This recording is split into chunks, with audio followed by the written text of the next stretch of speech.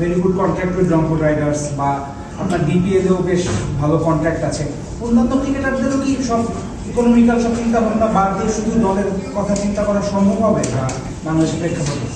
এটাই আমি বলছি যে দেখেন, এটা কিন্তু এই কালচারটা আমি বললাম বা আরেকজন বললো করা যাবে না, কিন্তু সবার হেল্প দরকার। আপনাদের আমাদের যারা আছে, আমাদের বাংলাদেশি কালচারে যদি বলি, বাংলাদেশি কালচারের জায়গা থেকে আপনার এই জিনিসটা ইম্পর্টেন্ট। কারণ আপনার যখন অনেকদিন ন্যাশনাল টিমের বাইরে কেউ থাকে, যে জিনিসটা আমি যদি একটা কথা বলি, আমাদের কোচ ছিল শ্রীরাম, লাস্ট 22 সালে ওয়ার্ল্ড কাপে মনে হয়। তো ওর কাছে আমি জিজ্ঞেস করেছিলাম যে মানে জিনিসটা কি, যে ইন্ডিয়ার যখন ডেবিউ হচ্ছে একটা প্লেয়ার আসতেছে, সমানে রান করতেছে, তো আমরা কোন জায়গায় পিছিয়ে আছি। তো ও আমাদের বলছিল যে এটা হচ্ছে মেন্টাল ব্যারিয়ার। কারণ আমরা অনেক কিছু চিন্তা করতেছি যে আমি ন্যাশনাল টিমে খেলতে পারলে কি হবে, না পারলে কি হবে, বা আমি যদি এখানে বাদ যাই কি হবে।